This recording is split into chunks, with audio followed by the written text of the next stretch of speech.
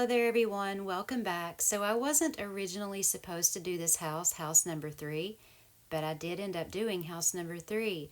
And for those of you who don't know, Alyssa at Sims Therapy picks out one house from each batch of architect homes for me to remodel. So this time, look at her attitude from the beginning, and I can say this because we're friends. She sent me house number 1, your AH home, LOL, laughing face. And then look at the picture of it. Now, I'm not making fun of the inside of the house at all, but I said, "You're kidding, right? Please say you're joking." And she put, "I know it's awful, but you can do it." And she's laughing, and she says, "You've done worse than this one." And I said, "I've never done anything this bad. The lot alone." "I didn't notice the lot, LOL. Mm-hmm." And I said, "What the blank am I supposed to do with this?" She said, "Demolish it and make a trash can in the center of the lot." And I said, "I've done all the other ones. They are all repeats except the little one surrounded by the pool." I was trying to hint that's the one I wanted to do. And then I said I should include this conversation in the video.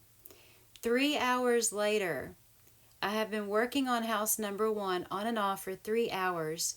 I don't know how to make a house on this lot. I fail. It can't be done. This is the worst lot we have, and I'm ready to throw my iPad into the wall. And I sent her a picture of all that I had done in 3 hours. That's as far as I had gotten. She didn't answer me right away, so then I texted her, "I just demolished the lot and gave up, sorry." So she said, "That's fine. I'll pick another house when I get home." A little while later, "How about house 3, small lot, the glass house surrounded by the pool, the one I hinted at?" So I said, "Okay, thank you." And that's the house I ended up doing. So I just wanted to give you a little comedy there at the beginning of the video because normally this doesn't go on. I don't know if she was just trying to play a joke on me or what, but that lot is terrible to try to build a family home on. And you guys know that that's what I normally like to turn the architect homes into. So we're taking a look at the before of house number 3, the little house surrounded by the pool. I love how they did this. This is not my typical style of home either, but this is one of those architect homes where you could go in and just kind of redecorate it, and it would be a little bit of a challenge to do something maybe a little different. So it's all separated by floors and elevators, and I immediately knew I was going to take out the elevators and probably the basement. Also, if you're new here, I want to let you know I don't change the walls. Sometimes I'll take off a top floor. I usually do take out the basements, especially if they're huge. But with what's left of the footprint, I don't change the walls. I go in and I redecorate the way it is. So we're finishing up taking a look at the before. And like I said, I like what they did. I think they did a great job. I just didn't want this on the top of the house. So when I come back, I'll show you kind of what I was going through at the time. I was struggling about whether to take it off because it actually counts as a floor. And as you'll see next, it'll be lit up in red there because I was thinking if I took off the balcony, it's going to end up as a floor. And I would have to add rooms in there. And where I don't change the walls, I wouldn't be able to do that. So I went ahead and deleted it as a balcony anyway, and then just deleted it as a top floor. Because again, it really didn't count as it was just a balcony on the top of the building that I kind of didn't want, if that makes sense. Alright, so now we're going to take a look at what it looks like after. It looks like a completely different house in a lot of ways. Of course, the shape is still the same. Really, to me, it looks like a little office building, but what I did was I turned it into a minimalist artist home, and I really love the inside. Again, not my typical style at all, even with the after, but this was a lot of fun to go in and redecorate. So I can't wait to take you inside. Let's go on down to the first floor here, and we'll go on into the living room. So you're going to see a lot of white, a lot of black, and a lot of beiges. Again, it's a minimalist home. I wanted it to be very bright with very few possessions, but I wanted it to also look very pretty. I love this little living room. That Desert Oasis chair looks very pretty with that couch. And then instead of trying to cram in a coffee table or put an end table there, I put a decorative table along the short side of that couch there. and I really love how that looks. You're not going to see any elevators in this house. You saw the stairs there behind the couch, and then on the left there is that beautiful white piano. So that's what the living room looks like. And then back here, I decided to make a pretty little lounge room on the back of the pool, and I used that wide pool house door. Thank goodness it exactly fit. And then I put a nice little place just to sit and have coffee, or you could even bring a meal down here. And I had never noticed just how pretty this little set is. I've used it several times, but I hadn't really noticed how detailed and pretty that is. And I wanted to include that as well as a hanging chair. And then they have a bookshelf here as well as one of the tablets. So it would also be a great place just to come out and read. And of course the doors close in case the weather's bad. And then you just have a nice little sun porch area that you always have the option to open up to the outdoors.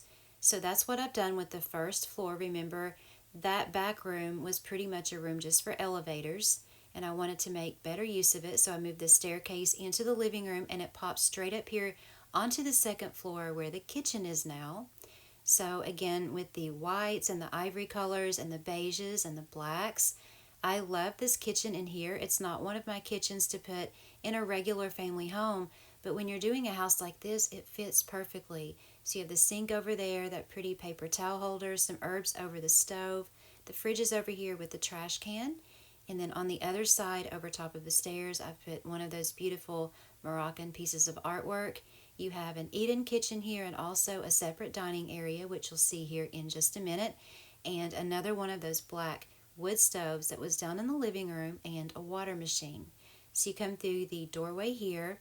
Same setup as downstairs with the doors, only I extended a balcony outward with some beautiful plants on it and made this a nice little dining room.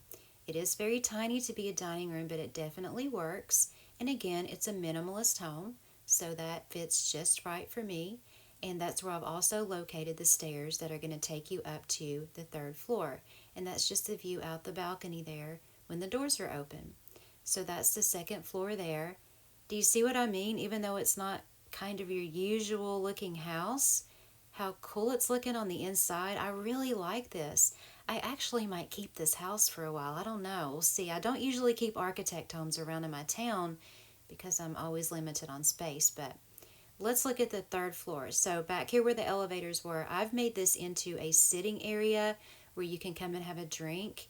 It has a balcony as well. And also it serves as the office area. So you have that green chair there with your desk, and that's why I moved the green chairs into that area. Also, because the person who lives here is a little bit different, they have pet ravens, which I think is pretty darn cool. So I put the ravens out there on the third floor balcony. So that is what that area looks like, the lounge area and office. And this door takes you into the bedroom. So I know I always get the comments, that's not a real bed. I don't care, I'm pretending. So this is the bed here, and you have the incense table there, the phone on the other table, again, the same wood-burning fireplace, another corner TV here, and I used those theater panels. I think they look really nice lit up at night. And then over here in the corner you have a pretty pot, and then you have in the center of the wall a closet unit and a bed for their dog that matches the bedroom. So that's what the third floor looks like. And you don't pop straight up into the bathroom. I fixed the stairs so that you actually come up into the place where they do their work. So I've just given them some trees up here, kind of for scenery. You have a couple of pretty rugs put down, a painting there on the walkway that goes behind the staircase. And then over here is a pair of easels that they can do their work on. Now this was all one room here, and I wanted it to be two. And unfortunately in this house the only bathroom was on the top floor, but I also wanted a laundry room, and who wants a long bathroom like that? So I decided to make a laundry room here with the pet dishes and the vacuum, and just use the backs of the laundry units and cabinet as a wall. And in order to cover up the back of the washer and dryer, I used a toilet stall, which I think in this house looks pretty cool. And you have your sink over there and the corner shower, a towel rack, and then I put one of those gray and white outdoor benches in there just because it kind of matches the theme of the house, and it would be a nice place to sit down and dry off after your shower. So that's what the fourth floor looks like. I really enjoyed redecorating this house. Again, like I said in the beginning, this is a house I would never build.